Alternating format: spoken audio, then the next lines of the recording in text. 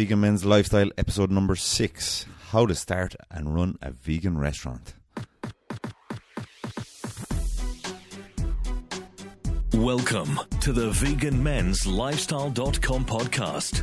Your weekly vegan motivation recharge, fitness, nutrition, women, relationships, business, travel, and more. Listen up. Your host.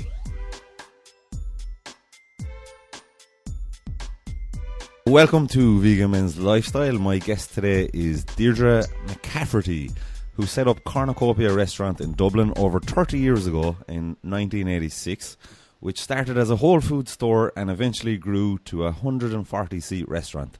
I saw her on a panel discussion at Dublin Veg Fest a couple of months ago and would urge anybody who is having a bad day to Google her and check out her big smile. It'll cheer you right up. I can see it right now. Welcome to the show, Deirdre. Thank you very much, Darren. I'm honoured, indeed. And it's wonderful to have an opportunity to talk about my favourite topic. Is it? Okay, perfect. Vegan food and business. Okay. Cool, great stuff. Deirdre is actually my first Irish guest on the show, so it's going to be nice to cut loose with my Irish accent a little bit and let it flow. All right, Deirdre, so tell me, how did you go about starting a restaurant in 1986? So I met my husband, Neil, and we set up a health foods store on Wicklow Street. It was in the middle of a deep, dark recession. Everybody said we were mad. Back in Ireland, it was 1982. We were 30, maybe 30, 31. Okay. So we were moving into a new decade. You know, having spent all of the 20s doing this thing in America I was describing. Yeah. And we decided, well, nobody's going to hire us. We better set up our own business. So we explored all different kinds of options, including opening centres up a mountain by the lake where people could come and be healed and eat healthy food. And all of our socialist left-wing friends thought we had lost it completely. but we were ahead of the curve. Yeah. We were way ahead of the curve. So eventually we decided we'd open a health food shop. It seemed very practical and we wanted to have children. And we were lucky enough in the next 7 years to have 2 children, 2 daughters, and to set up Cornucopia on Wicklow Street, where it still is today. So we ran that as a health food shop and a small cafe. And Neil started doing cooking from the Moosewood cookbook and the Vegetarian Epicure. And nobody had ever heard of vegetarian food, but they liked the flavour and the taste. And so we started business. Tragically, in 1993, we had decided that we needed more space for the restaurant. So we moved our shop around the corner. One of our staff took it over, Harvest Whole Foods, and we opened the place as all restaurant. And tragically, the same year, our children were aged 4 and 5. Neil just died really quickly, like a matter of months, of pancreatic cancer. Oh my God. Was really bizarre. Basically, yes. So I was left then with the business and with 2 small children. Yeah. And looking back now, Dara, I have to say I feel blessed. Okay. At the time, I felt, how come this has happened to me, and very angry with God or anything I could be angry with. And also, obviously, it was very painful for me because we were very close, Neil and myself, having gone through what we did, and I think I expected to be married for life. We came from that sort of tradition too, where you met somebody young, and you were married for, you married at 19, and that was the way it was in those days. So I was very shocked to find myself in this new situation. And you just started a business with Neil. I mean, but now I realise that I couldn't have started that business on my own, and I obviously couldn't have had the girls on my own. So as the years have gone by, I realised how lucky I was, because not everybody even gets to have a 20-year relationship as good as I had, and not everybody gets to have children, and not everybody gets to set up a business. So I started to hire people. I was very lucky in that I hired great people who were very loyal. So what do I feel about running a vegan restaurant? I feel there's a market there. Okay. I feel the ideal people to do it are a couple. Wait, just quickly, would you say it's already oversaturated? Would you reckon we're just at the crest of a wave here, or would you reckon we're beginning? We're at the beginning of a growth trajectory, because every place is going to have to be vegan eventually. Every what, sorry? every restaurant is going to have to be vegan. Okay, you've just leapfrogged onto my very last question, which was going to be like, how far do you see the vegan movement going in the world and in Ireland? How far do you see going that far? That's a sort of a trite, in a way, response. I can't see how killing animals, treating them the way we do in mass production, whatever about if there's a small farm, and I did speak to a small time farmer at the weekend who would send her own meat off, her own sheep that she knows off to be butchered and bring them back and use every bit of them. So I don't want to discredit anybody, but the type of industrial production and what we do to animals, and we do have to produce food on an industrial scale, is just not on. It's just not on for us to treat animals like that. Like, if we're brutalizing ourselves, and we'll brutalize other human beings if we treat vulnerable creatures that way. It's unbelievable. And then from an environmental point of view, the environment cannot sustain the production of meat, because it sucks up water and resources. And if we produce the plant-based alternative, I don't have the statistics. I know there was an Oxford study done recently. It makes so much more sense. So anyway, yes, I do believe, going back to business, I do believe there's a market. So if any of the guys if any of the guys listening are interested in actually opening a restaurant, don't be afraid that you've missed the boat. You're just at the right time, kind of thing. Yeah. I mean, this is for myself also. I'm not just asking on behalf of my listeners. I've often thought about it, like, maybe I should open a restaurant, but is it already saturated? How am I gonna grow the market? We have to grow the market. Yeah, that's a very abundance mindset you have there as a restaurant owner. You know, a lot of. I'm a cornucopian. It is a thing, you know. But, okay. No, I would have thought like the restaurant owners would be like, no, don't open one because, you know, you're going to be eating into our market share, like, or whatever. We have to grow the market.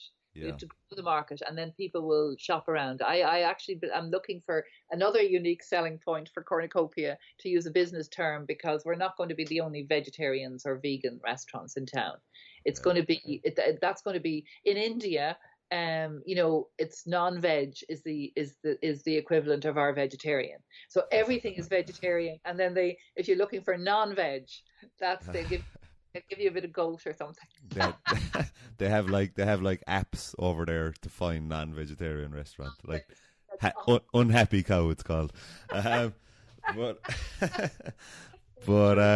So okay, that'll alleviate any anxiety that anybody has about market share and possibilities. So they're basically entering in a good time. However, I will say that you are first and foremost a restaurant. Yeah. Then you're vegan. Okay. So there's possibly a lot of restaurants at the moment. So margins in restaurants tend to be quite tight, and that's why they don't survive. So small is beautiful, but not so small that you don't have enough seats. So the key element to having a restaurant is having enough seats. Okay. Can you give us a number? I think about 140. 140. Or over 100 seats. That's quite big, you know. That's. Otherwise, you're not going to bring in enough revenue to support. Unless you want to work really hard. So the model would be, if you want to start small, say a couple, you know, you often see two guys or two girls or a husband and wife or a couple of some kind, two people who are in partnership together and are close and know how to fight and get over it.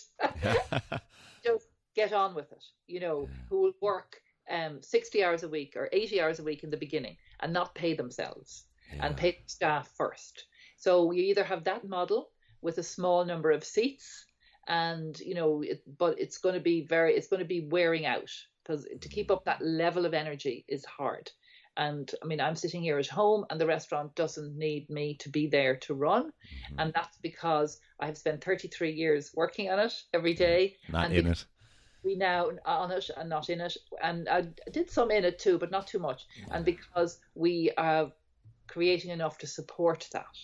But otherwise you'll run out of energy, because it's physically very demanding, and it is a young person's job. So in order to hire and keep happy staff, you have to bring in enough revenue. So there's a real mathematical reality to restaurants. So it's kind of like you've kind of got two options by the sound of it. You can bootstrap it at the beginning, or you can go for maybe the higher end, many seats type of attack.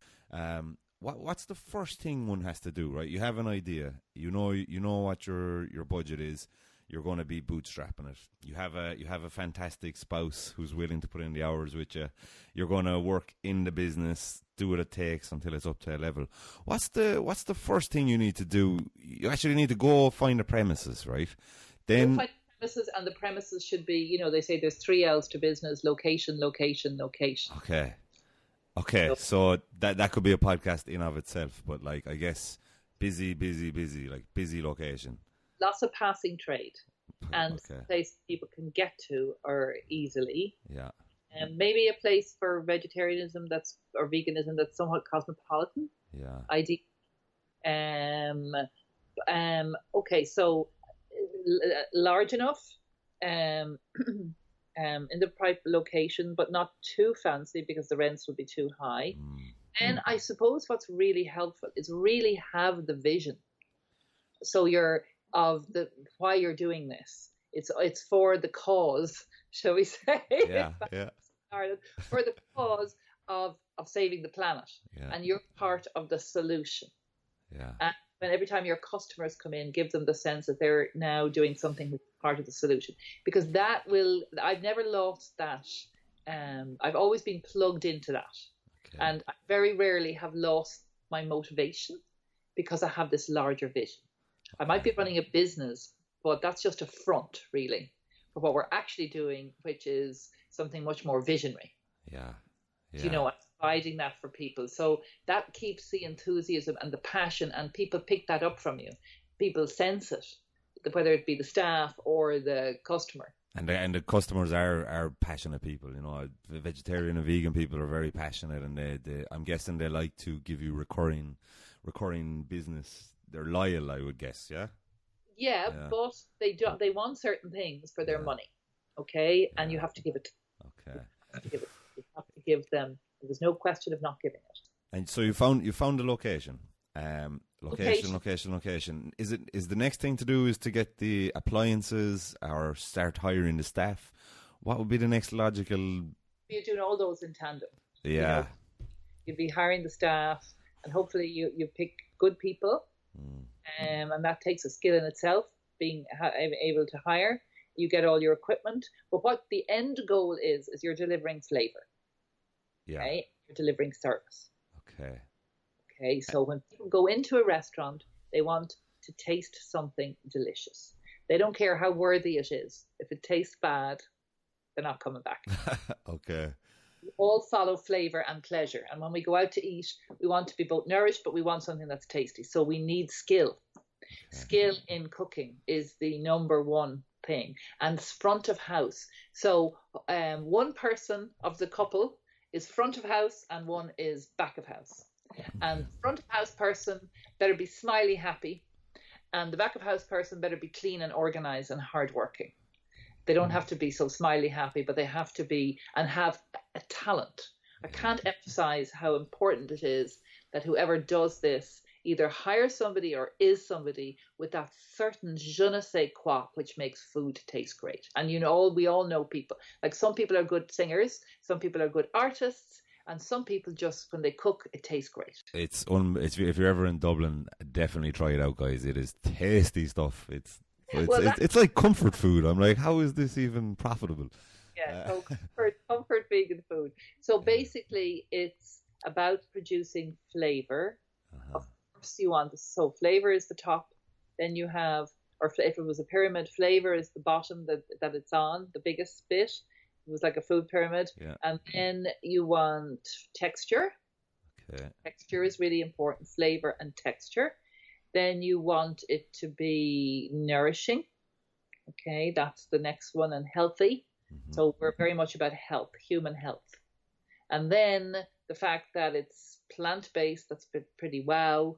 And then the fact that it's good for the environment and the animals and spirituality, I suppose they're kind of more towards the top, the narrower end, rather than it being vegan and worthy at the bottom.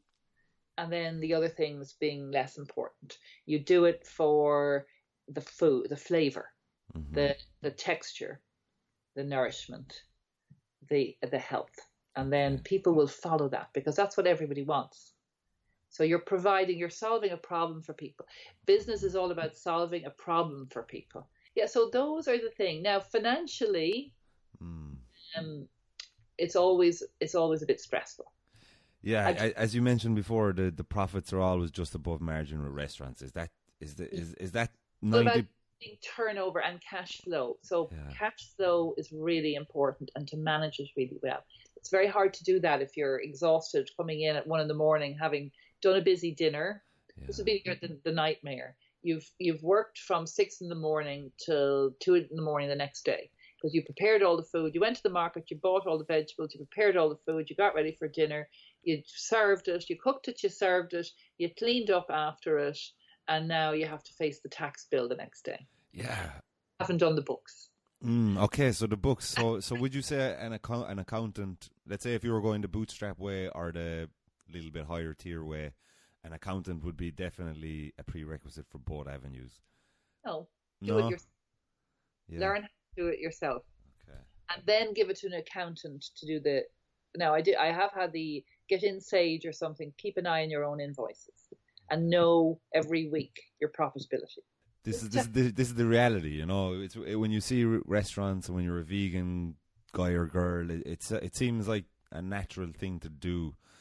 And like, you know, I'm going to open a vegan restaurant. This is my purpose in life, and I'm going to contribute. But you kind of have to take into account all these things. And and I still sort of am count on my fingers. I was not a maths person. I was not. Yeah. So I've learned. I did a diploma in financial management for myself, someplace along the road, because in the ACCA, so I could really understand profit and loss. So that's your profit and loss. So then that's just profit and loss. That's just theory. Yeah. Okay, actually matters is cash. Yeah, cash. Right. So what do they say? Sales are vanity. Profit is sanity. Cash is reality. Managing your cash flow. So if you have your rent and your tax bill coming out the same day, you're going to go into overdrive, or you're going to go into negative in the bank. So you need an overdraft. You need to work with the bank or whoever it is, you know, to manage that cash. Yeah. And I'm somebody very good managing the cash. I did it myself for years. So it's just smoothing it. So you have to know, you project forward on this, and Excel is my best friend. I love Excel. And I'm not a maths person, I'm an artist and a visionary, but I have learned to respect the numbers. Okay, there's magic in numbers. So you have to say, okay, I project that I'm going to bring in these sales over the next month, and on the 15th of the month I have to pay this bill, and I hope to have this much in my account that day. So you're projecting forward. But if your sales are higher, you can put in higher. If they're lower, you put in lower, and you can kind of see, do you have enough money on the day for that particular bill? And if you don't, you ring somebody up and you say, listen, is it okay if I pay you next week? There's nothing. People do business with people. This is the other thing I've learned. Okay. If you build a relationship with somebody, you know, maybe it might be your vegetable supplier or your fruit supplier or whatever it is, or your brown rice supplier, and say, listen, I know I'm paying you on the 1st of the month, but is it okay if you cash that check on the 2nd? And then give them a big smile. And they've been told, or they might say no. The worst thing is not to communicate with people. And don't forget, I started in a recession, went through a boom, went through a recession. Now we're in another boom, but I'd say we're going to hit another recession now very shortly. Yeah, okay. You're after opening up a whole array of questions. How did you stay afloat in amidst one of the worst recessions, when people didn't have money to spend, and when, I don't know, 2008, I mean, this veganism has just really, from what I've seen, I mean, I've been a vegan for like 7 years, and even like 4 or 5 years ago, you wouldn't really see much about it. So like in 2008, when the economic crash was happening, and then the subsequent recession, and veganism mightn't have been as popular as it is now, how did you stay afloat? How did you? It was very difficult. There was a lot of personal sacrifice happened. Basically, in 2005, during the boom, I started negotiations to buy the lease on the building next door. Yep. And I got planning permission in 2007. And I remember we published our cookbook that year. And I had no idea that the crash was happening. It was happening, but I wasn't yet aware of it because I was too busy. I think I was taking care of my father. He died in 2006, and my mother in 2007 developed Alzheimer's. So I was very busy personally, and I was not really aware, but I was negotiating to get this building beside me and to get planning permission, and all that was happening during the boom. So when the crash happened, I had borrowed money from the bank during the boom to do this development, and I used some of that money to fund. I had a plan to renovate the whole of 20 Wicklow Street, which were kind of conjoined, and we put openings on the ground floor and basement through. And basically, I mushroomed into a bigger premises in 2010. And we had started the plans in 5, but it was 10 by the time I went from 48 seats to 80 seats. So while everybody else was cutting back, you were expanding, basically. I started and I had gotten the funds. Yeah. The other things I did is I sold the family home and moved into an investment property. Okay. That helped. Okay. And there were other personal stresses that happened that I don't want to go into that Yeah. were very difficult at that time. So it was very hard.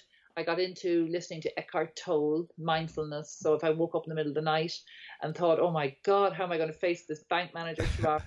But I keep out my guts for garters, which they sometimes, I can tell you, I would just say, okay, live in the now. Yeah. Once you get there, it's not going to be so bad. And it never was that bad because you can always think on your feet. Yeah. Living in the moment. Just to interject there, a big thing that helps me with existential fear. I mean, I haven't run a business, vegetarian restaurant business, but a big thing that's been helping me is Eckhart Tolle. If you get the 20-minute audiobook that he has on Audible, and just stick that on when you're in the car, or as you said, when you wake up in the middle of the night sweating about the bank manager the next day, or girlfriends or ex-girlfriends or family issues, stick him on, and he really gets deep in a few minutes, and it calms you down, doesn't it? What else? I mean, owning a restaurant is obviously, from the sounds of it, pretty intense. What else has helped you throughout the years to stay sane? Yeah, well, it's just I think I just like people. Yeah. A lot, and I think it's lovely to feed people. And it's lovely to feed them nourishing, tasty, healthy food. I think I just get a great joy from that. So when everything is working well, when people are sitting, it's also, you're dealing with people in a happy time. It's not rocket science. Basically, people come in, you feed them, you prepare the food, you feed the people, you clean up after they go home, and you start again the next day. So, you're not dealing with people who, are in a hospital in an emergency situation, or like people who in a conflict situation, like you might be with a solicitor, so I like that end of it. It's quite light, really, because what you're doing is, if you do it properly, people are happy. And so I think I get a joy out of that. I get a joy out of giving people really good food, which improves their quality of life and improves their well-being. I like that. Okay. So that is a motivator. I was just thinking there that we're just speaking about restaurants as a vegan business. Now, that's what I know. There are other vegan businesses that one could do. I would be thinking like supplying more easily than it is now. And I know there was years ago a shop with vegan, handbags and shoes and bags and belts and things like that. I think there could be a real demand for something like that. Okay. How would one secure funding? Like if they didn't have it, is it just a matter of going to the bank, or is there special, I don't know, vegan funds out there for restaurants or whatever that help support us? Or maybe there are. So from a business point of view, you either borrow money, you have to pay back at an interest, or you sell equity in your business. You get, it gives you money and then they own part of it. So that would be a venture capitalist you'd be going to. Yeah, I suppose there's bank robberies and things like that, or your own funding. If you wanted to put in your own funds and lose a lot of money fast, but possibly. So the route I have taken is to borrow and repay. Okay.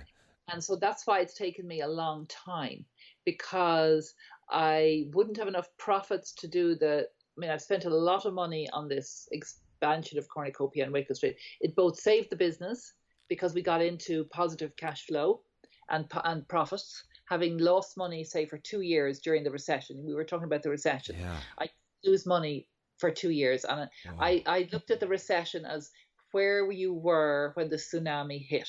Were you on the beach or were you far up a hill? Yeah. I was far up a hill. Mm-hmm. That's why I survived. I had resources. Would you say you obviously rub shoulders with a lot of businessmen and restaurant owners, I'm guessing, in Dublin there? I mean, Wicklow Street is in the middle of it all. Would you see in the last few years maybe some restaurant owners maybe being a little bit more inquisitive to you about what's this veganism about, or like how would I incorporate more? Do you see any bit of a kind of a interest there? No, I see interest from people like you, your demographic. Yeah. Young vegan males are interested. Young? Thank you. Yeah, they are. To me, young vegan males are interested in setting up business. That's who I see. The old vegetarian types, they were anti-business. They were hippies. Vegans aren't hippies. They're hipsters, and they're interested in business. So basically, those people like that years ago, I think in the 70s, 80s, probably weren't very business focused. I do find that vegans are quite business focused, and they want to know, how can they turn this? How can you take something that's up here and put it into something practical? And doing a business is a really rewarding thing. I've spoke a lot about the challenges of business. I just have to say the rewards are amazing. Yeah, actually, let's talk about that. Yeah.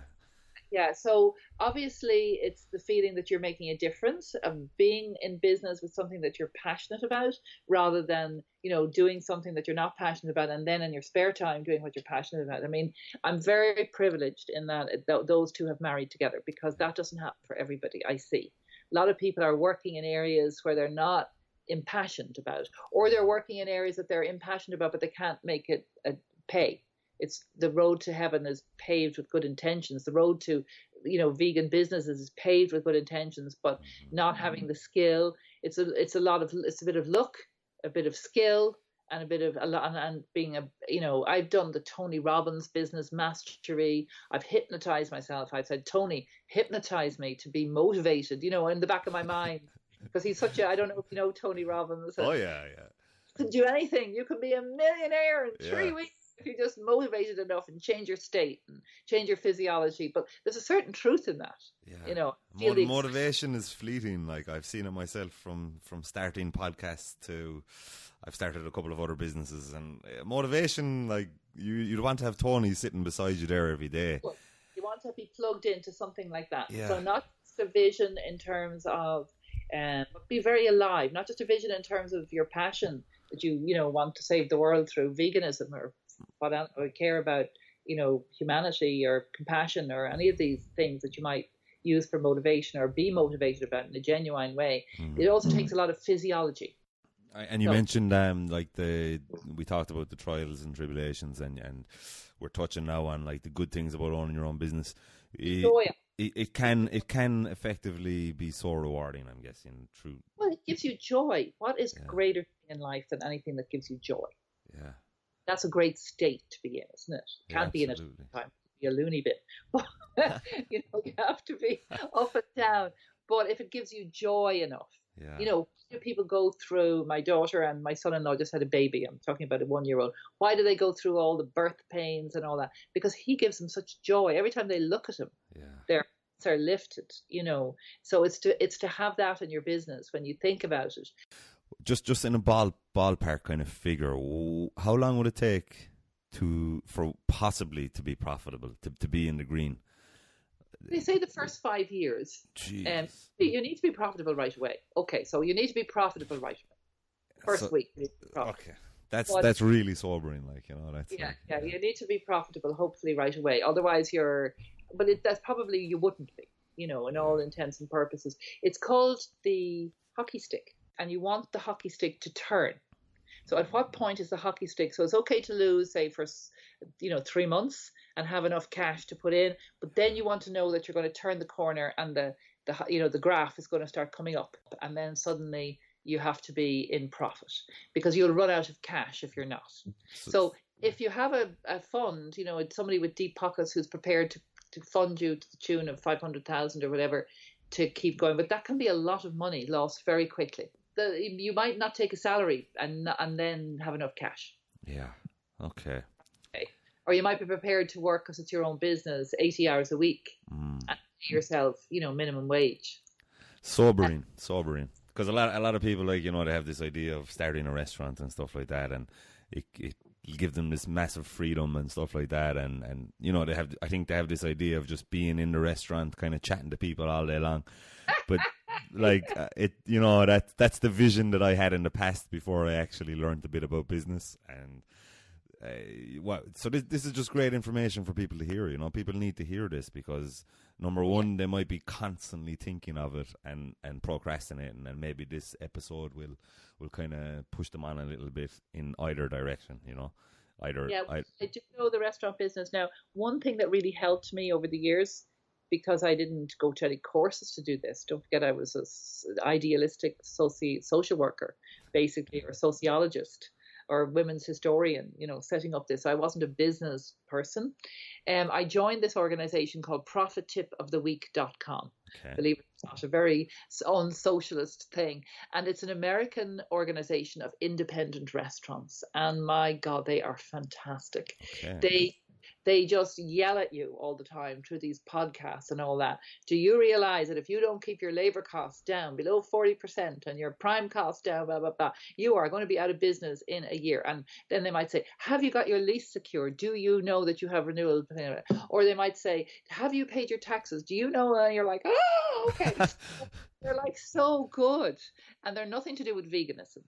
They're nothing to do with politics. It's like a mastermind, a business mastermind to keep you on track. Independent restaurant. You are basically a restaurant. And also, one of the things I think is really important about cornucopia, and my daughter Dorina always says it, it's for every generation. It's not, you wouldn't be intimidated as a middle-aged person because it's too hipster. Yeah. Or your granny can go in there as well as your punk. Yeah, you actually wouldn't know. Honestly, you wouldn't know Cornucopia is a vegetarian vegan restaurant, and that's partly. I actually forgot to mention that. That's actually something I would be looking into, and I think people should incorporate if they do look into this business model. Is make it kind of open as you guys did to non-vegetarians. Somebody who just like stroll in off the street and say, "Oh, this is a nice place. Oh, it's vegetarian. Oh, crap, I'm here already." That's the subtext. Yeah. Because nobody wants to be told what to do, particularly Irish people. We have an inbuilt rebellion. The minute you tell me what to do, I will do the opposite thing. Yeah. So don't tell people to be vegan. Don't tell people to be vegetarian. You cannot tell somebody to believe in Jesus Christ, and you cannot tell somebody. And I mean, that's the business model of the podcast as well. I'm not trying to specifically spread the word. I'm just trying to incubate people who are already there and who are just looking for a community, Yeah, so basically it's really cool what you guys have done. I would urge anybody who's in Dublin to pop in, check out what she's done with the place, and you wouldn't even know you're in a vegetarian restaurant.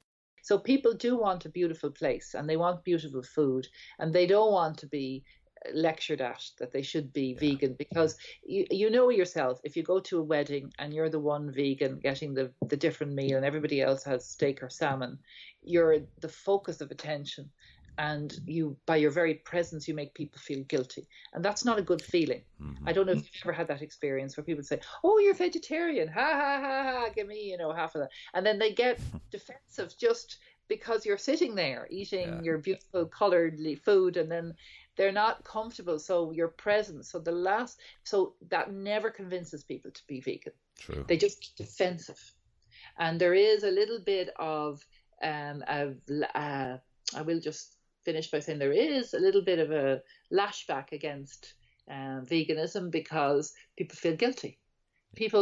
And guilt is one of the lowest vibration feelings that you can feel.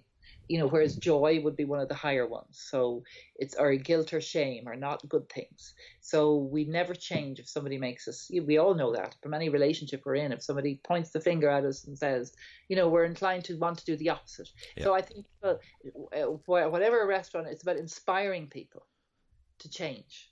Very good. Eating from inspiration rather than finger wagging.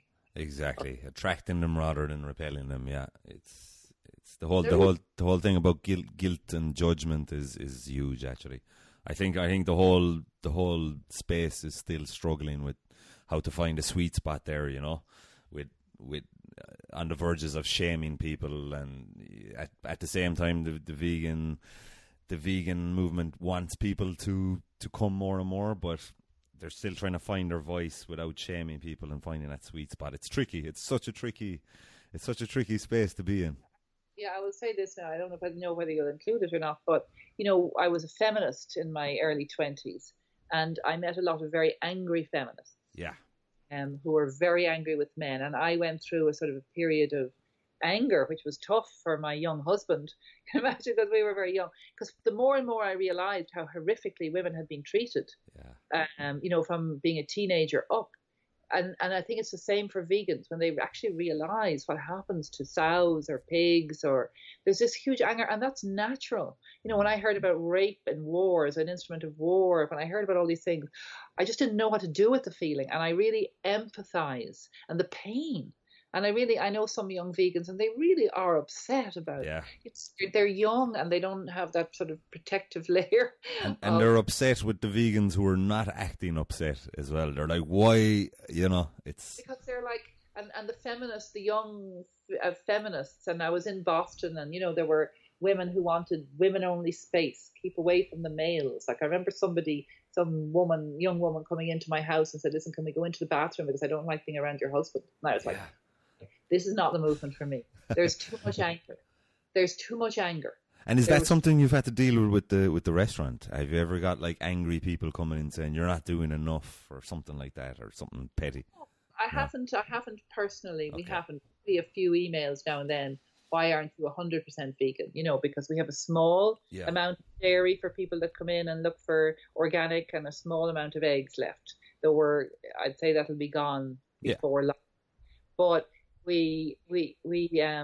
no, so I haven't. Okay. Nobody has. I think a couple of emails where I've answered that I'm leading people away from it. Yeah. But we were so long that there are vegetarians who say, please don't get rid of the quiche. I've done it every day for 30 years. So so those are some of my thoughts. For men, it's understandable that young people would be angry. It's understandable that feminists would be angry, or activists. And I suppose you need a certain amount of anger, but it puts people off. Mm-hmm. Feminism became a dirty word, and veganism could become a dirty word if it hasn't already. So a lot of people use plant-based because it's normal to be angry. Like the Irish were very angry what happened to them as a colony, and we're only getting over that now. And Brexit brought up some of it. So we have to be very careful with this anger. Even with the podcast, when I was thinking of the name for it, like, is it going to be called Vegan Men's Lifestyle? Nah, the word vegan is a bit tricky. Like, should I call it plant-based lifestyle or something? And then I was like, you know what? Just call a spade a spade. Just label it and just get on with it and deal with the backlash later. And hopefully that word vegan won't get too tricky as the years go on. The way there's been first wave feminism, second wave feminism, third. I think we're into the fourth now. So I'm sure there'll be different waves of veganism. Yeah. And the whole history of it would be very interesting to do a podcast on that too. Oh man, it's exciting, isn't it? It's exciting just to see that you, as a person who's hands on the ground with a vegan restaurant, you kind of have the view that it's all going to be vegan in a few years. It's really inspiring. And just speaking of inspiring, just to finish up here, would you give any vegan men a little bit of motivation and like to stay on track and that they're doing the right thing? What could you say, like in a sentence, to keep the guys motivated that we're doing a good thing? Be part of the solution, not part of the problem, in every way that you can. Food is just one aspect of the human, the privilege that we have to be human beings, and be as compassionate as you can, not just to animals, but to all human beings, immigrants, women, homeless people. It's all an extension of the same thing. But if you are compassionate towards animals and other species on the planet, you're automatically going to be more compassionate. Being a male is a position of privilege, I would say. Being white is a position of privilege. Being educated is a position of privilege. There's so many. So how many of the privilege boxes do we tick? And it's just to be aware of that and to be grateful. You'll always put your foot in it because we're never fully conscious. We'll always cause hurt and pain. I don't think any human being can not do that or not get hurt or painful. This is a very complicated response, sorry. But just say to raise your consciousness as much as you can, and never say that you're finished. Don't get fuddy-duddy and old. Reinvent yourself. Find out what the younger people are thinking. Compare what the older people are thinking and move with each decade. Don't get stuck in your 40s or your 50s.